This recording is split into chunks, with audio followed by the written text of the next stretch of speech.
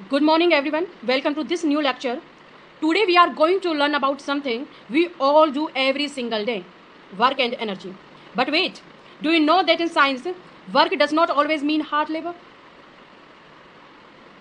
Okay, मैं आपसे एक क्वेश्चन पूछती हूँ, उसके बारे में सोचना. Have you ever tried to push a wall with full strength? You get tired. यदि क्या आपने कभी एक दीवार को पूरी ताकत से पुश किया है और आप थक गए हैं, लेकिन जो वॉल है वो मूव नहीं की, but does the wall move? Did you do any work in the scientific sense?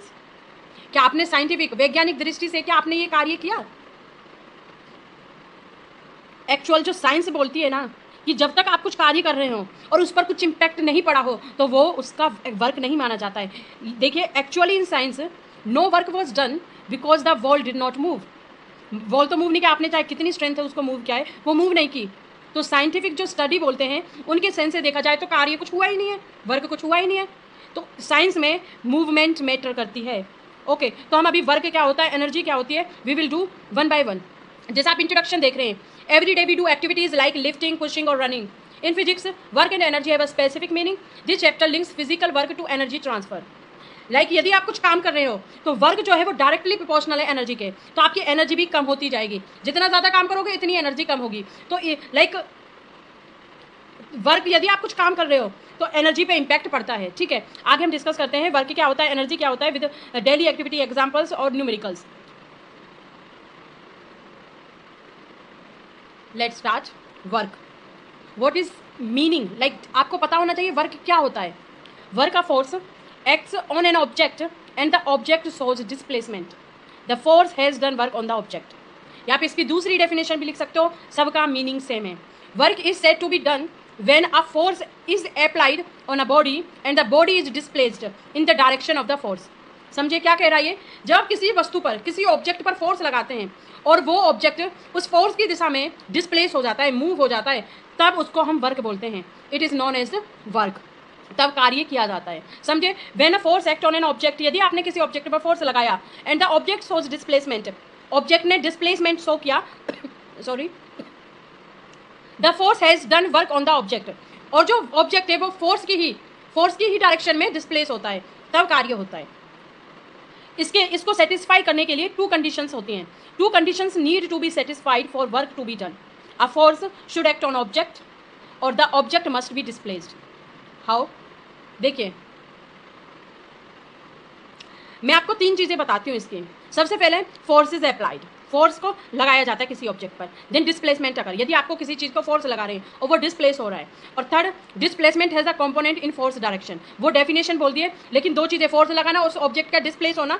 In which direction, force जहाँ से लग रहा है उसी डायरेक्शन में डिस्प्लेसमेंट होना. वर्क क्या होता है, यहाँ से आप इसका फॉर्मूला देख सकते हैं, फोर्स मल्टीप्लाई डिस्प्लेसमेंट. ये रहा वर्क को W से डिनोट क्या है, फोर्स मल्टीप्लाई डिस्टेंस या डिस्प्लेसमेंट. और वर्क जो डन होता है इसकी यूनिट क्या है, SI यूनिट इसकी जूल होती है, न्यूटन पर metre joule. Work is said to be done when 1 newton force is applied on an object and it shows the displacement by 1 metre. यदि आपने 1 न्यूटन फोर्स लगाया है, ठीक है ना, और वही ऑब्जेक्ट 1 मीटर डिस्प्लेस होता है, उसको वर्क बोलते हैं. ठीक है, two condition to be satisfied for work to be done. A force should act on an object, the object should be displaced from its original position. ठीक है, आई होप आपको वर्क क्लियर हो गया होगा. यदि नहीं हुआ हो तो प्लीज़ कमेंट, मैं इसको शुरू से समझाने की कोशिश करूँगी. ओके, नेक्स्ट चलते हैं. ये कह रहा है एक पॉजिटिव वर्क होता है, एक नेगेटिव वर्क होता है. इसका मतलब क्या है? अच्छा, मैंने इसका आपको फॉर्मूला भी बता दिया है. वर्क क्या होता है, F multiply D. D is distance, F is force. ठीक है ना. यदि मैं इसका मल्टीप्लाई हटाती हूँ और लाइक इसका फॉर्मूला लिखती हूँ तो क्या आएगा, W इज इक्वल्स टू में F dot D dot cos theta. ठीक है, इसका ये कंप्लीट फॉर्मूला बन जाता है. Now we will discuss about the positive versus negative work. This work, positive work, पहले डेफिनेशन देख लेते हैं. Force and displacement in the same direction. Example, pushing a moving car. यदि एक कार मूव कर रही है, ठीक है, वो अचानक बंद हो गई है, तो ड्राइवर बोलता है यार पीछे से धक्का लगाना. तो आप जिस डायरेक्शन में कार है ना, जिसमें मूव करना है उसको, तो आप उसी डायरेक्शन में लगाओगे. ठीक है, तो वो होता है पॉजिटिव वर्क. और नेगेटिव वर्क क्या होता है, force and displacement in opposite direction. क्या एग्जांपल है इसका, फ्रिक्शन अपोजिंग मोशन. आपने देखा होगा जो टायर होता है, कार का जो टायर होता है वो फ्रिक्शन करता है, आगे जाता है, पीछे की बैकवर्ड वो फ्रिक्शन करता है, तो उसको हम नेगेटिव वर्क बोलते हैं. ये डेली लाइफ के एग्जांपल्स हैं. आपको इनको, यदि आप इन एग्जांपल्स को भी याद रखेंगे तो आपको याद रहेगा पॉजिटिव वर्क क्या होता है, नेगेटिव वर्क क्या होता है. और सारे जो भी टॉपिक्स पढ़ते हो ना आप, उसके एग्जाम्पल्स के साथ पढ़ो। आपकी जियोग्राफी रही, आपकी फिजिक्स रही, ये सब जो सब्जेक्ट्स है ना, ये आप डेली लाइफ के एग्जाम्पल से ज़्यादा समझोगे। मैं जियोग्राफी इसके फिजिक्स के बाद क्लास 12 तक मैं फिजिक्स कराऊंगी, इसके बाद मैं जियोग्राफी का लेक्चर भी लेके आऊँगी, ठीक है। एनर्जी क्या होती है, now we will discuss about the energy. मैं आपको थोड़ा स्टार्ट करती हूँ इसको कुछ क्वेश्चन से। When you eat food where does the energy go? कभी सोचा है आपने? जो आप खा रहे हो ना, वही तो एनर्जी है। Energy is capacity to do work. Energy क्या है? यदि आपको कुछ काम करना है तो आपको उस एनर्जी की जरूरत पड़ेगी। तो इसकी डेफिनेशन क्या है? The capacity of a body to do work is called the energy of the body. Unit of energy क्या होती है? जूल, ठीक है ना। और जूल किसके बराबर होता है? 1 किलो जूल किसके इक्वल होता है? 1000 जूल के इक्वल होता है, ठीक है। तो एनर्जी, यदि आपको कुछ काम करना है, यदि आपको बल्ब जलाना है, लाइक, तो क्या बोलते हैं हम, इलेक्ट्रिक एनर्जी आती है, तब बल्ब जलता है हमारा, ठीक है ना। तो इस ये टाइप के होते हैं, जैसे kinetic energy, potential energy, mechanical energy, उसके बारे में डिस्कस करते हैं। Let's start. देखिए, forms of energy. Energy 2 type की होती है, मैकेनिकल एनर्जी होती है, और वो जो मैकेनिकल एनर्जी होती है ना, वो किस में आती है? काइनेटिक एनर्जी में और पोटेंशियल एनर्जी। दो ये हो गई। एक साउंड एनर्जी होती है, एक साउंड एनर्जी होती है, एक लाइट एनर्जी होती है। अच्छा, आपको ना सारे ये जो ग्राफ है, ये जो डायग्राम है, इसको अपने माइंड में बिठा लो, आपको किसी चीज़ की जरूरत ही नहीं पड़ेगी। फिर आप डेफिनेशन भी कर सकते हो इससे, आप बता भी सकते हो कितने टाइप की एनर्जी होती है। ओके, सबसे पहले हम इसमें एनर्जी देख लेते हैं। Kinetic energy, potential energy, then thermal energy, mechanical energy, electrical energy, magnetic energy, sound energy, light energy, chemical energy, elastic energy, nuclear energy और ग्रेविटेशनल एनर्जी। सबसे पहले काइनेटिक एनर्जी क्या होती है? आपने मूविंग कार देखी है? कभी फ्लोइंग वाटर देखा है, जो पानी बहता हुआ पानी देखा है? मोशन में कार देखी है? इसी को काइनेटिक एनर्जी बोलते हैं, energy of movement, energy of movement. अब पोटेंशियल एनर्जी, यदि आपने पानी है, आपके घर में, सबके घर में टंकी होंगी, जो उसमें पानी फिल होता है, water in tank, like water in tank या वाटर इन जो टंकी होती है, वो उनमें पानी होता है, वो होती है आपकी स्टोर एनर्जी, जिसको बोलते हैं ना। अब वो फ्लो नहीं कर रही है, फ्लो वाली में kinetic energy, energy of movement. और यदि पोटेंशियल एनर्जी, तो एनर्जी स्टोर्ड है, वो काम नहीं कर रही है, तो वो पानी जैसे टैंक में है ना, तो वाटर इन टैंक। अच्छा, काइनेटिक एनर्जी का आगे भी आएगा। काइनेटिक एनर्जी का जो फॉर्मूला होता है ना, वो होता है हाफ mv², हाफ mv², ठीक है। और पोटेंशियल एनर्जी का क्या होता है? mgh, आगे सब आएगा, mgh। तो आप याद लिख भी सकते हो काइनेटिक एनर्जी का फॉर्मूला और पोटेंशियल एनर्जी का formula. Now we will discuss about the energy comes from moving और energy stored to be used later. यहाँ पे क्या है? एनर्जी को स्टोर करके बाद में यूज किया करेंगे, और यहाँ पर energy comes from moving. Thermal energy, energy of moving particles, जैसे हीट है, थर्मल का क्या मतलब है? Heat. Mechanical energy, energy of objects in motion, ठीक है ना। इलेक्ट्रिक एनर्जी क्या होता है? Energy of particle moving through a wire. जैसे मैंने अभी बताया आपको, यदि बल्ब जलाना है तो किसी वायर से आपको इलेक्ट्रिक एनर्जी लानी पड़ेगी बल्ब तक, और जब वो वहाँ तक लाइट पहुँचेगी तो आपको वो लाइट जल जाएगी। तो ये कह रहा है energy of particle moving through a wire. Magnetic energy, energy causing push और पुल। जब आप किसी चीज़ को पुश करते हैं, जैसे मैंने अभी बॉल का एग्जाम्पल लिया था, ठीक है ना, यदि किसी चीज़ को पुल कर रहे हैं, कोई डिब्बा है या कोई भी चीज़ है, यदि आप उसको खींच रहे हैं, तो वो आती है आपकी मैग्नेटिक एनर्जी में। मैं बिल्कुल लेमैन लैंग्वेज में समझाने की कोशिश कर रही हूँ आपको। साउंड एनर्जी, अब मैं बोल रही हूँ, आप मुझे सुन रहे हो, आप किसी को बोल रहे हो तो सुन रहे हो, जो वहाँ से वाइब्रेशन फॉर्म होती है, उसको साउंड एनर्जी बोलते हैं। Form of energy we can hear, जिस चीज़ को हम सुन सकते हैं। लाइट एनर्जी क्या होती है? जो हमारी आंख डिटेक्ट करती है, ठीक है, जो हमारी आंख डिटेक्ट करती है। Form of energy are eyes can detect कर सकती हैं, उसको लाइट एनर्जी बोलते हैं। Now we will discuss about the chemical energy, energy stored in food fuel.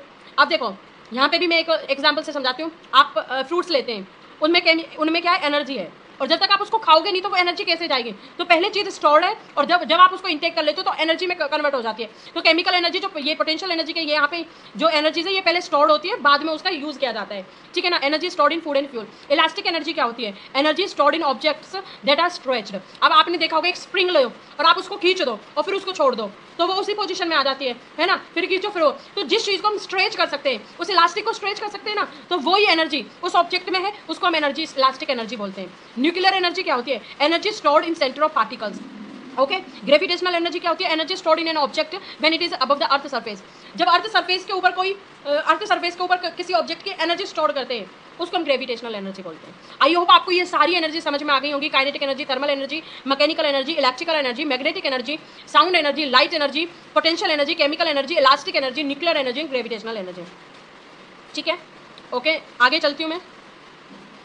This forms of energy अभी बता के आई हूँ मैं। काइनेटिक एनर्जी का भी मैंने बहुत अच्छे से समझाया। अब इसका हम डेरिवेशन देखेंगे, जो मैंने बताया था ना, हाफ mv², वो कहाँ से आता है। चलो एक बार ये भी देख लेते हैं। The various form of energy are potential energy, kinetic energy, heat energy, chemical energy, electrical energy and light energy. Kinetic energy क्या होती है? Energy possessed by a body due to its motion. कोई भी चीज मोशन में है, kinetic energy of an object increase with its speed. यदि किसी ऑब्जेक्ट की स्पीड को इंक्रीज कर रहे हैं, पानी जितनी तेज भाग से बहेगा उतनी ही ज्यादा काइनेटिक एनर्जी होगी। जितनी तेज आप कार चलाओगे उतनी तेज ही काइनेटिक एनर्जी होगी। ठीक है, kinetic energy of body moving with a certain velocity is equals to work done on its to make its acquire that velocity. Derivation क्या है? अब जो हमने ऑब्जेक्ट लिया है, मैंने आपको जब हमने ग्रेविटी और ग्रेविटेशन वाला चैप्टर पढ़ाया था उसमें आपको बताया था कि यदि नहीं पढ़ाए ना वो लेक्चर जरूर पढ़ना, कुछ ना कुछ चीज़ें लिंक करती रहती हैं। ठीक है, तो जो वो जो ऑब्जेक्ट होता है, कोई भी चीज़ है आपके पास साइकिल है, यदि आपने माचिस का जो डिब्बा होता है ना, जो उसमें एक तिल्ली होती है स्टिक, उसका भी मास होता है। इस धरती पर कुछ भी चीज़ें मास हमेशा होगा और वो मास कांस्टेंट रहता है। चाहे आप मून पर चले जाओ, चाहे आप मरकरी पर चले जाओ, आप चाहे कहीं चले जाओ, वो मास कांस्टेंट रहता है। तो यहाँ पर हमने उस ऑब्जेक्ट के मास को m में माना है। ठीक है, let an object of mass m move with uniform velocity u, कि हमने माना ये, हम लेट कर रहे हैं कि वो जो ऑब्जेक्ट है वो यूनिफॉर्म वेलोसिटी से मूव कर रहा है u से। Let us displace bye it by s, displace ऐसे क्यों डिनोट कर रहे हैं हम इसको? अब कोई चीज़ है स्पीड में, स्पीड दे रहे हो तो वो डिस्प्लेस करेगी, तो स्पीड का मतलब s होता है, और due to constant force f acting on it. Let start definition, इसका हम डेरिवेशन करें। ओके, आपको ये समझ में आ गया? मास है में, यूनिफॉर्म वेलोसिटी u है, डिस्प्लेस s है, कांस्टेंट फोर्स f है। यदि मैं इनको डायरेक्ट यूज करूँ तो कंफ्यूज नहीं होना। देखो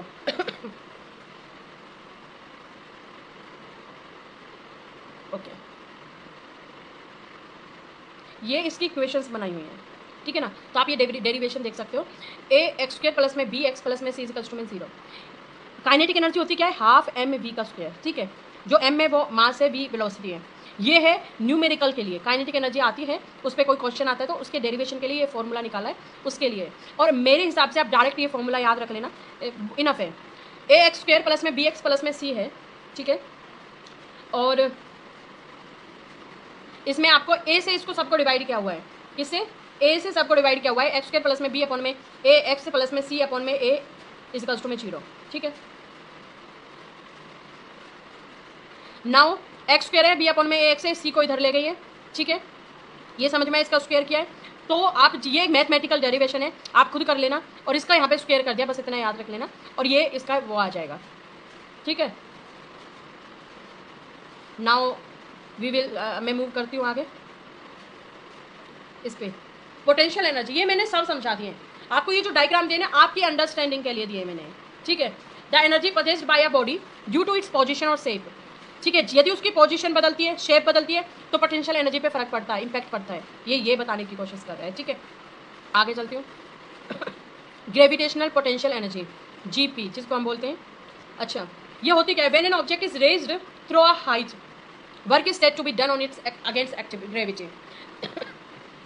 the energy possessed by such an object is called, जो एनर्जी उस ऑब्जेक्ट की वजह से पजेस होती है, ठीक है ना, क्रिएट होती है, उसको ही ग्रेविटेशनल पोटेंशियल एनर्जी बोलते हैं।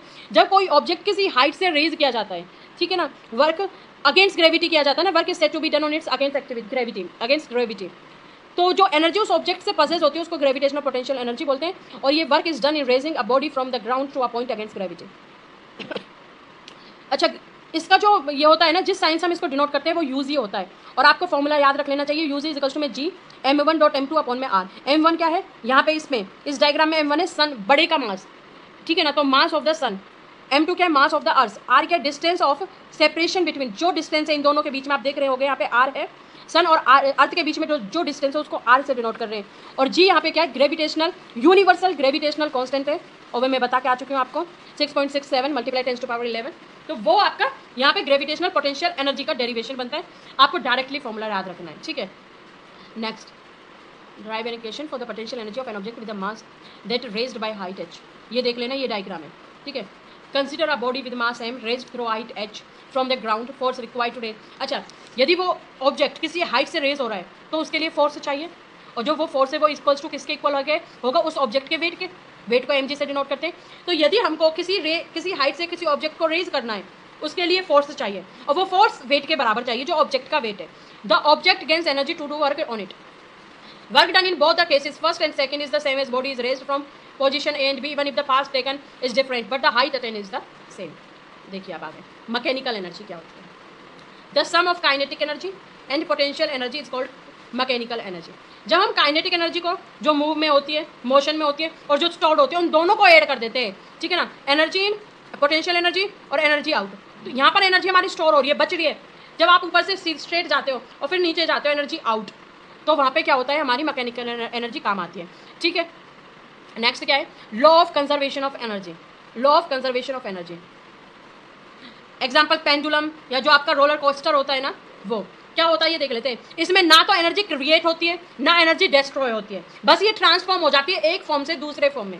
उसको लॉ ऑफ कंजर्वेशन, कंजर्व करना, एनर्जी का कंजर्व करना, उसके लॉ के बारे में पढ़ रहे हैं। ना तो उसमें क्रिएट हो, ना वो खत्म हो, ना वो बनाए, बस वो ट्रांसफर हो जाए, तो वो law of conservation of energy होते हैं। Energy can neither be created nor destroyed, it can only be transformed from one form to another.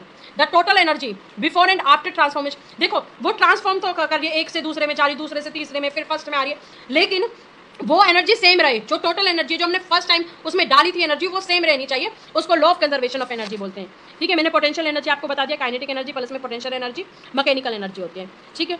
आप यहाँ पे देखोगे केमिकल एनर्जी है, किस में कन्वर्ट हो गई है, मैकेनिकल एनर्जी में, लेकिन जितनी डाली है उतनी ही रहेगी, ठीक है ना, जब तक वो मूव ना करेगी, गाड़ी कुछ वर्क नहीं करेगी। हम इन दोनों का एग्जाम्पल ले रहे हैं, पोटेंशियल एनर्जी और काइनेटिक एनर्जी, ठीक है। आगे बढ़ूँ, ओके, ये आपका चैप्टर था। आई होप आपको ये समझ में आया होगा। यदि नहीं समझ में आया कोई पॉइंट भी और कुछ रह गया हो तो प्लीज़ कमेंट कर देना, मैं उसको कवर कर दूंगी, ठीक है। अच्छा, इसके हम न्यूमेरिकल्स कर लेते हैं, थोड़े से क्वेश्चंस कर लेते हैं। अ फोर्स ऑफ 7 न्यूटन, ठीक है ना, फोर्स क्या है, एफ कितना है, 7 Newton, act on an object. Displacement is से 8 मीटर, लाइक डिस्प्लेसमेंट का मैंने क्या बताया था, एस कितना दिया हुआ, 8 meter, in the direction of force, okay. Let us take it that the force act on the object through the displacement. तो वर्क डन बताना है हमको, वर्क डन बताना है। वर्क डन क्या होता है बताया था मैंने, वर्क डन क्या होता है, फोर्स मल्टीप्लाई डिस्प्लेसमेंट होता है। फोर्स दिया हुआ है 7, एस दिया हुआ है 8, मल्टीप्लाई कर दो 56 जूल आ जाएगा। कितना आ जाएगा, 56 जूल आ जाएगा। ये आपके न्यूमेरिकल्स आते हैं, इससे ज़्यादा स्टैंडर्ड के नहीं आएंगे, यहीं तक पूछे जाते हैं। डायरेक्ट आपको फॉर्मूला, मैं इसलिए बोल रही हूँ, न्यूमेरिकल्स के लिए डायरेक्ट फॉर्मूला याद रखो, डायरेक्ट पुट करो, आंसर आ जाएगा। नेक्स्ट करते हैं। अच्छा, मैंने क्वेश्चन ऐसे डाले हैं कि आपको जो हम थोड़ा पढ़ के आए हैं ना पीछे, उसके ऊपर भी क्वेश्चन हैं, उससे रिवीजन हो जाएगा आपका। When do we say that work is done, मैंने आपको कंडीशंस बताई थी, 2 कंडीशंस, ठीक है, कि वर्क डन हमारा कब माना जाएगा, तो कब माना जाएगा, work is completed whenever the given condition are satisfied. एक भी क्वेश्चन आपको यहाँ से अलग नहीं मिलेगा, आपने देखा होगा ये वाला, 2 condition need to be satisfied for work to be done, force should act on object, the object must be displaced. Same यही क्वेश्चन है इसका, ये क्वेश्चन भी यही है, ये वाला सॉरी, ये वाला क्वेश्चन भी यही है, force act on the body, the displacement of the force. Right an expression for work done, अभी बताया मैंने, वर्क डन क्या होता है, force multiply displacement, when a force is acting on a object in the direction of its displacement. तो आपको question में ही आपको आंसर मिला, वर्क डन किससे डिनोट करते हैं, वर्क से, इज इक्वल्स टू में फोर्स, वर्क डन का ही पूछा ना, इज इक्वल्स टू में फोर्स एफ और डिस्प्लेसमेंट एस मल्टीप्लाई। ओके, आई होप आपको अच्छा लग रहा होगा ये क्वेश्चंस करके। एक क्वेश्चन ये है आपका, a pair of blocks exerts a force of 140 newton, the field being float is 15 meter long. Same है, फोर्स कितना है, 140 न्यूटन है, उसके बाद जो डिस्प्लेसमेंट है वो 15 मीटर है, वर्क डन पूछा है, फिर work is done in flowing the length of the field, वही निकल जाएगा 140 मल्टीप्लाई 15। और यहाँ पे आप काइनेटिक एनर्जी के बारे में पढ़ सकते हो, what is the kinetic energy of object, मैंने बता दिया कि energy possessed by a body by virtue of its motion is termed mechanical energy, kinetic energy, ठीक है। यहाँ पे मैंने डायग्राम भी डाले, a body use mechanical energy to try to work, the kinetic energy of the hammer is employed in driving a nail. अच्छा, मैंने kinetic energy का हाफ एम वी स्क्वायर बताया था, उसका ये एक्सप्रेशन है, if a body of mass M is moving with the speed of V, ठीक है, then it's kinetic energy is given half M V square. और इस काइनेटिक एनर्जी की जो ऐसा यूनिट होती है ना, वो जूल होती है, ठीक है। अच्छा, ये काइनेटिक एनर्जी के ऊपर ये है, न्यूमेरिकल है, तो कर लोगे, नहीं समझ में आए तो कमेंट कर देना, मैं उसको करा दूँगी, ठीक है।